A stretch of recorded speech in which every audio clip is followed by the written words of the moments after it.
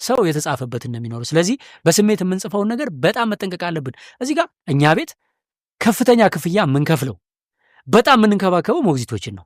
ብዙ ሰው ኧረ የምን ማጨማለቅ ነው ብሎ ሊያስብ ይችላል። ይኸውላችሁ ይቅርታ አድርጉልኝ፣ እስቲ ልብ ብላችሁት ከዚህ በፊት የቀጠራችኋቸው ሞግዚቶች ዲግሪ ያላቸው የስነ ልቦና ስልጠና የወሰዱ ናቸው? በትንሽ ብር እንቀጥርና ልጄን ያዝ።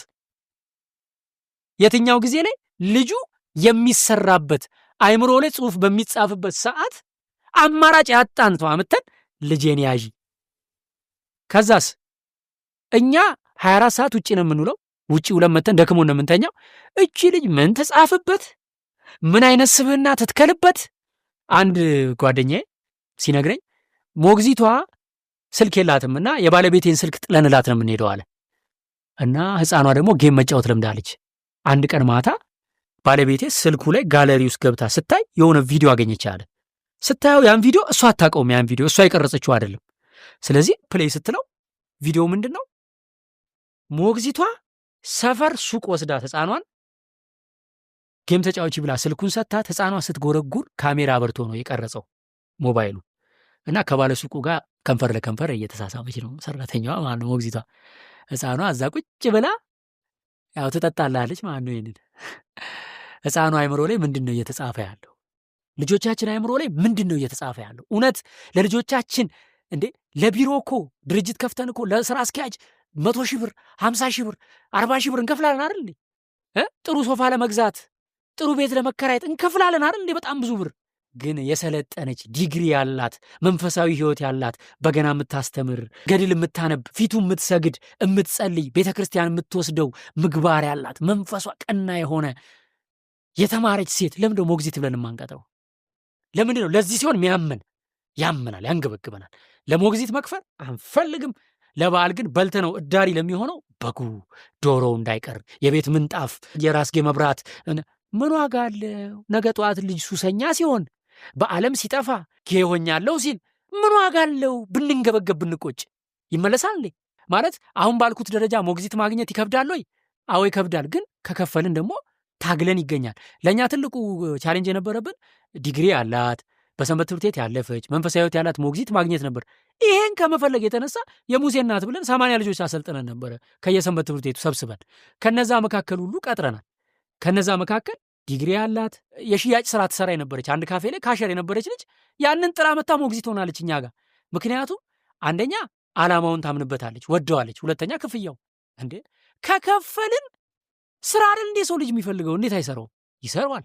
ሶ ምን ለማለት ነው? ልጅ አስተዳደግ ላይ በጣም ብዙ ስልጠናዎች ለኛ ለወላጆች ያስፈልገናል። እኔ ለልጄ ስል እስካሁን ድረስ እየሰለጠንኩ ነው። በነገራችን ላይ አንድ መልእክት ሳልነግራችሁ ይህን ቪዲዮ አልጨርሰውም። አንደኛ ሞግዚት ለቀጠርን ወላጆች ምንድነው ይሄንን የኔን ንግግር አሁን ስለ ልጆች አስተዳደግ ያስረዳውበትን ቪዲዮ መጀመሪያ ማሳየት አለብን ለሞግዚቶቹ።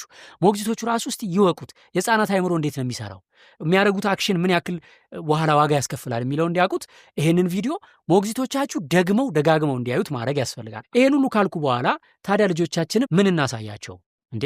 አሁን የምንከፍትላቸው ቪዲዮ በሙሉ የፈረንጅ ነው። የፈረንጅ ቪዲዮ ደግሞ የሙዚቃ መሳሪያው ራሱ በኪቦርድ በድራም በጊታር ስለሆነ ለዘፈን ቅርብ ያደርጋቸዋል። የሚያወሩት ቃላት እንግሊዝኛ ነው። አይጠነቀቁም። የጌ ባንዲራ የምን እያመጡ ያስጨንቁብናል። ለወለዳችሁ ገና ለመውለድ በጽንስ ላይ ላላችሁና ወልዳችሁ ልጆቻችሁ ቶሎ አፍ ላልፈቱላችሁ ወላጆች 4 ቪዲዮዎች እንጭንላችኋለን እንደ ማስጀመሪያ። ለሁሉም ይሆናሉ። ልጆች አፋቸውን ሲፈቱ ማወቅ ያለባቸውን የመጀመሪያዎቹን ቃላት በዜማ አስተምርላችኋለሁ። የማስተምርላችሁ ዜማ ውስጥ ፒያኖ የለም፣ ጊታር የለም፣ ፐርከሽን የለም፣ የውጭ መሳሪያ ምንም ነገር የለም። በኢትዮጵያዊ የሙዚቃ መሳሪያ በመሰንቆ፣ በክራር፣ በከበሮ፣ በዋሽንት ወንድሜ ያዕቆብን፣ ጨረቃ ድንቡሎቃን፣ በዛ በበጋን ኢትዮጵያዊ የሆኑትን መዝሙሮች አንደኛ ግጥማቸውን ቀይረናል። እዚህ ጋር በጣም ልብ እንድትሉልኝ የምፈልገው ኢትዮጵያዊ ስለሆነ አንድ መዝሙር ልክ ነው ማለት አይደለም። ለምሳሌ በዛ በበጋ እጮኛ ጠፍቶ ፍለጋ ለ3 ዓመት ልጅ ምን አገባው ስለ እጮኛ? ወደደችው ወደዳት ይዟት ጠፋ በሌሊቱ። የት ነው ይዟት የሚጠፋው እንዴ? እኛ ሃይማኖት አለን፣ ባህል አለን። አንድ ሰው የሆነችን ሴት ከወደደ ቤተሰቦቿን ጠይቆ ሽማግሌ ልኮ የጋብቻ ትምህርት ተምሮ በመንፈሳዊ ስርዓት አግብቶ ነው እንጂ የሚኖረው ዝም ብሎ በሌሊት ይዞ ሄዱ ወንዝ መጨመር አለ እንዴ? አሁን ግጥሞቻችን ራሱ አያችሁ መፈተሽ ስላለባቸው አዲስ ግጥም ጽፈን ሕፃናትን እሳት እንዳይነኩ፣ ካውያ እንዳይነኩ፣ ትኩስ ነገር እንዳይነኩ የሚያስተምሩ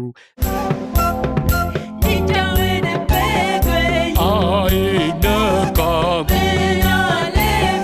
ሻማ ይባላል ስሙ በጣም ያምራል ቀለሙ ከነኩት ግን ተሳስተው ያቃጥላል እሳት ነው። ቫልዩ ያላቸው ግጥሞችን ጽፈን በኢትዮጵያዊ በተለመዱ የሕፃናት ዜማዎች ሙዚቃ ቀናባሪ ጋር ሄደን ሙዚቃውን አሰርተናል። ስለዚህ ኢትዮጵያዊ የሆነ ቪዲዮ ሰርተንላችኋል። ኢትዮጵያዊ የሆነ አኒሜሽን አሰርተናል። ትልቋ ማማ ድፎ ጋግሩልኝ እምበላው ኮባ ጠቅልለው ምጣድ ውስጥ ከተው በደንብ አብስሉ ታገላብጠው።